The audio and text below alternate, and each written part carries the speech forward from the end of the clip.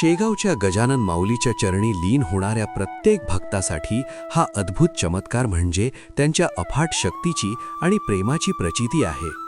हा प्रचितीचा सोहळा घडला शेगावच्या पावनभूमीत। एके दिवशी पाटील बंधूंनी श्री गजानन महाराजांची परीक्षा घेण्याचे ठरवले।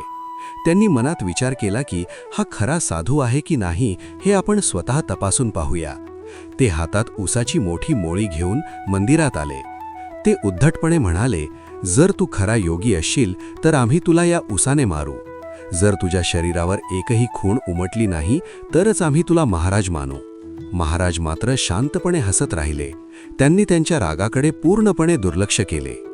पाटील बंधूंनी रागाने महाराजांना उसाच्या काठ्यांनी मारण्यास सुरुवात केली। ते जोरजोरात महाराजांवर प्रहार करू लागले।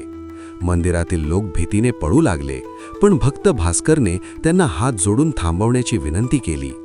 पण बघा महाराजांची किमया, इतक्या मारहाणीनंतरही महाराजांच्या शरीरावर जखमीची एकही खूण उमटली नाही।